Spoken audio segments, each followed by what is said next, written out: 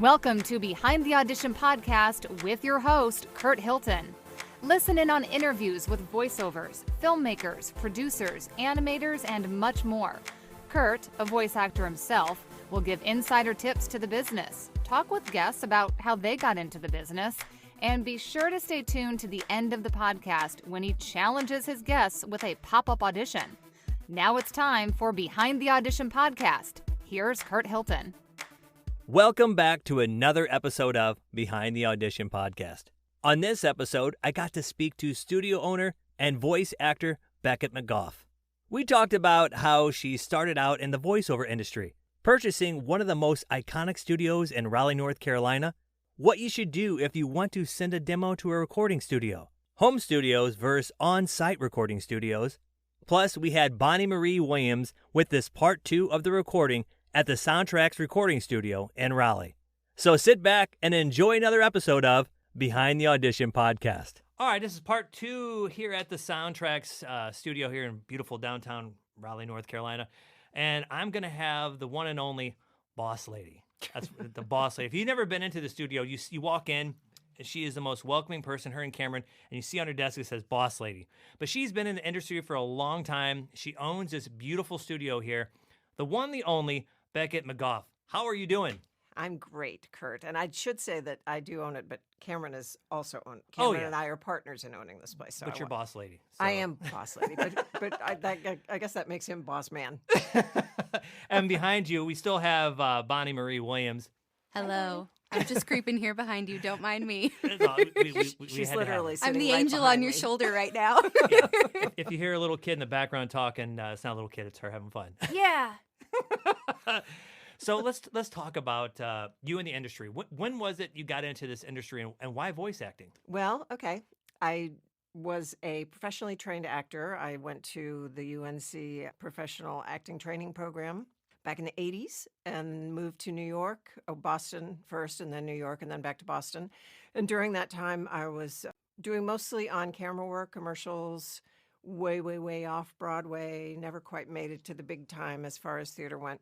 And that just kind of segued into voice work. I did a little bit of voice work in New York. Actually, I did my first audiobook when I was in New York. But when I moved down here, I was working for Potomac Mills. Do you know that mall that's right off of 95, just south of D.C.? Oh, okay. Yeah. I was their spokesperson for a while. Wow.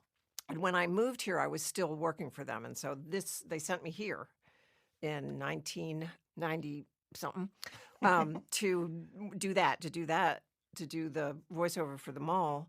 I totally hit it off with these folks. At the time, it was Don Stone and Perry Cheatham and Tom Guild. Actually, Tom didn't own it at that point, but he was here as a voice talent.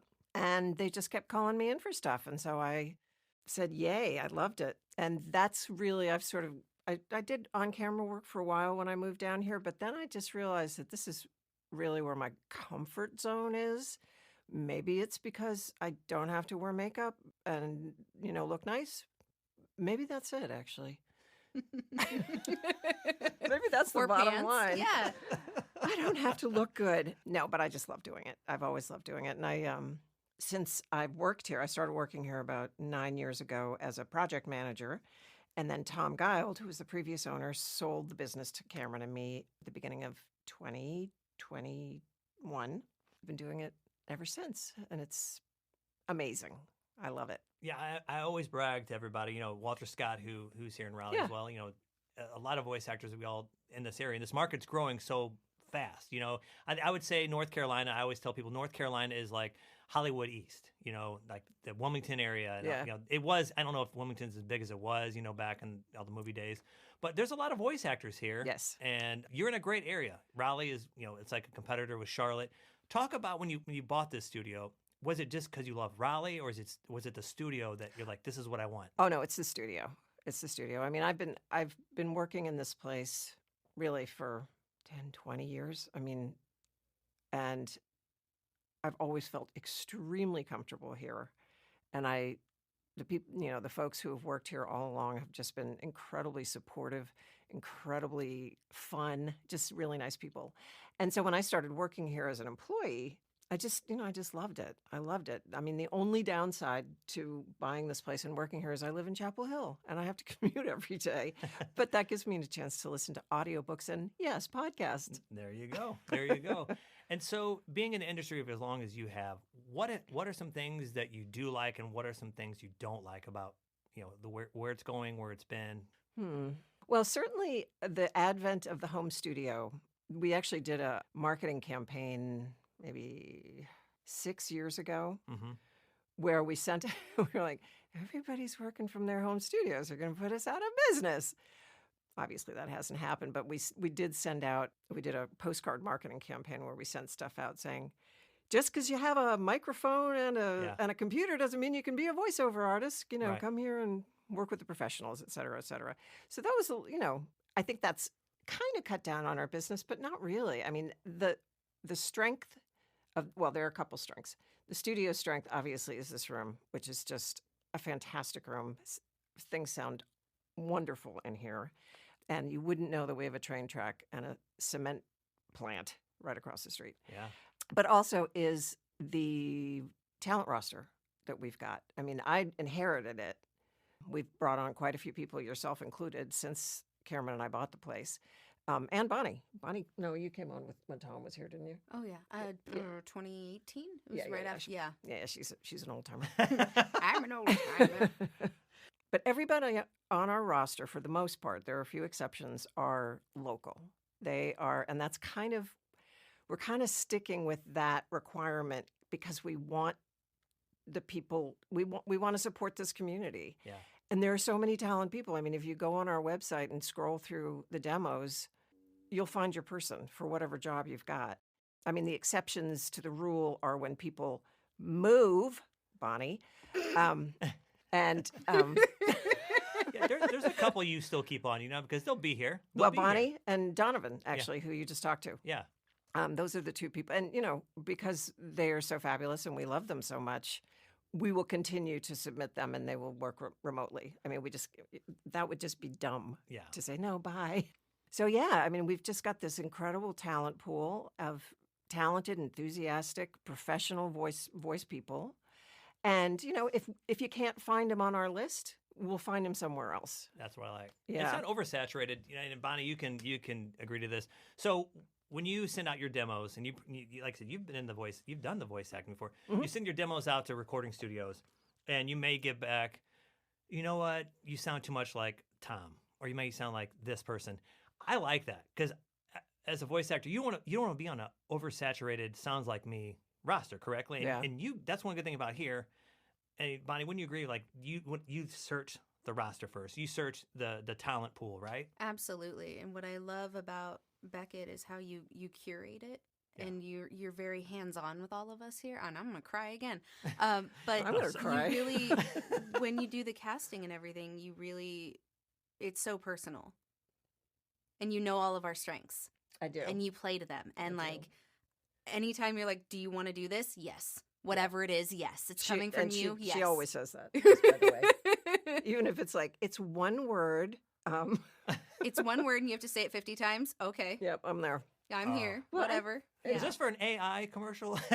Yeah, right. Well, thank you for saying that. That's Absolutely. Very sweet. I mean, I think that a lot of my strength in casting comes from the fact that I've been on the other end of it for many, many, many years. And I know what it feels like to be rejected and to get the job. And I temper that with my folks on the roster because I don't know, I want to keep positive. I want to keep them wanting to work.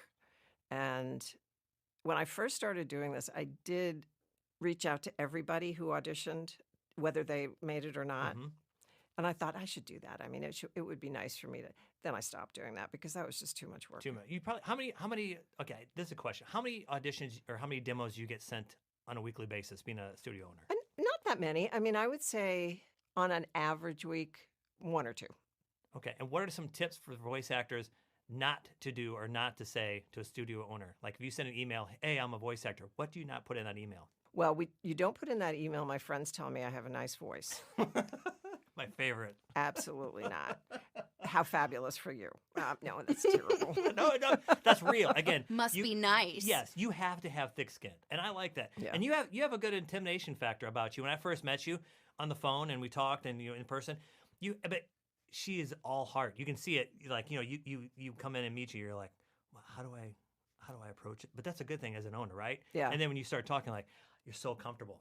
You come here with Cameron. He's so comfortable. He's not like the cliche guy behind the thing. Like you can tell he's like gonna get you. You know what I mean? Yeah. It is warming here. It is like family. I've been here a couple times and I feel like family. That's what we're going for. And I think tips and tricks on this show. I like telling voice actors what to do, what not to do. What are things that, Bonnie, that you can't stand, you hear voice actors do that they shouldn't do, sending your audition tapes to agents, casting directors, or a studio? I think people should hear what you should not do. What you should not do? I mean, I think we touched the biggest one of, people say I have a nice voice. Like, well, Yeah. good for Yeah. you. I don't, but I know how to use it. That's great. Because I'm trained. Yeah. Yeah, la-di-da. That's very nice that you sound like James Earl Jones, but, this is as deep as my voice gets, so good for you.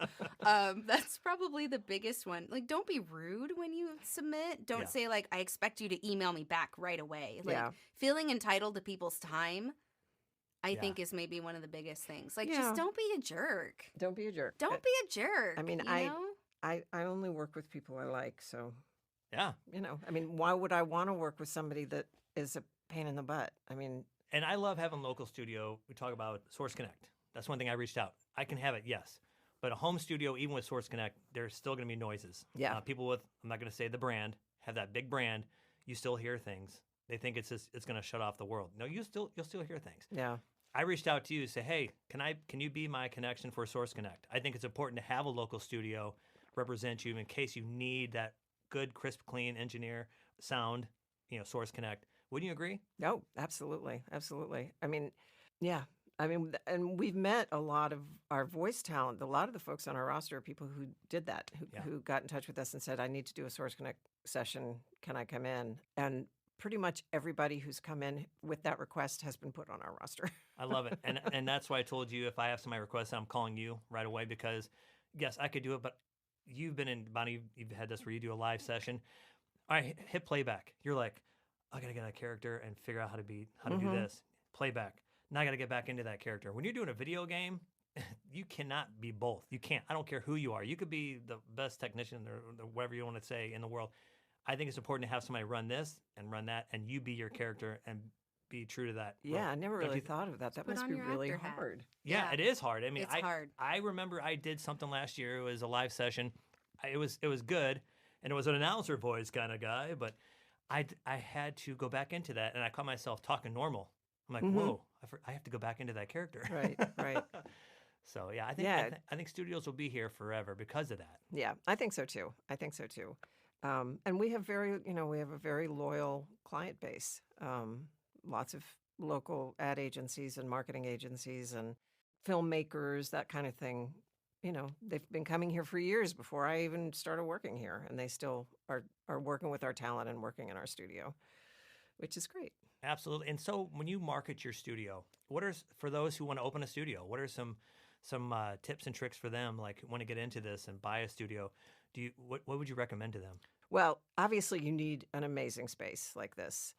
And that's a tall order. This room, I don't know if you've seen the plans out in the hall, but I mean, there's this much room between the floor and the subfloor and the walls, and I mean, Yeah. this is an amazing That door, you open that door, it's like 4 feet wide. Yeah. It's so cool. Yeah. This is the best space.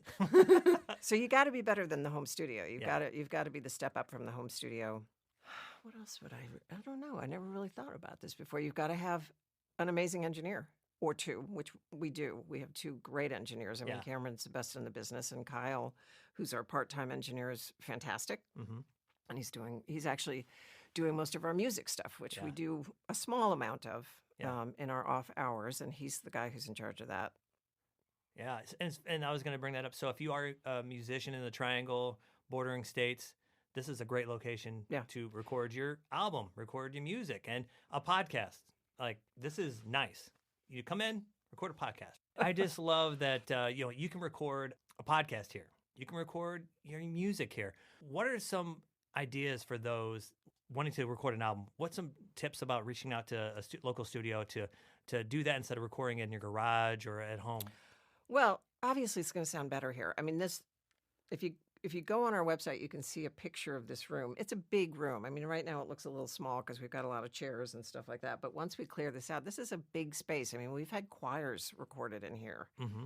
And, you know, our pricing is very reasonable for music. Yeah. And because we understand that most musicians are not like our corporate clients able to pay what we charge our corporate clients. Yeah.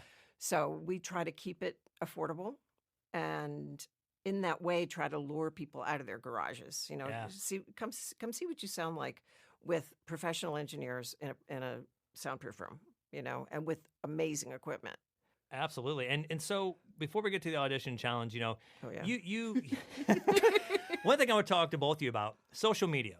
So I just went through it the other day. I went back and I cleaned out some shenanigans that I thought I knew I was doing the right thing. And what do you like about what some voice actors are doing on social media, and what are some things that probably are hurting their career on social media? Well, oversaturation is always going to be a problem if you're posting stuff that is just kind of posting for posting's sake. Yeah. I love following Bonnie because she has a life outside of VO, believe it or not, and acting that she brings into. Yeah, you do. Oh, wow. Yeah. And she's extremely funny and she's wicked cute. And, you know, she's cute. I love that. So, like, you're not just like pictures of real life. It's not just, here's my sushi. Right. You don't want to see Bonnie sushi, but you do want to see her in a studio. Yeah. Doing something at at one of the LA studios. I mean, those are great. And showing value. Yeah, absolutely. What else? I'm gonna need some Kleenex. I need a sponsor for Kleenex on this show, please.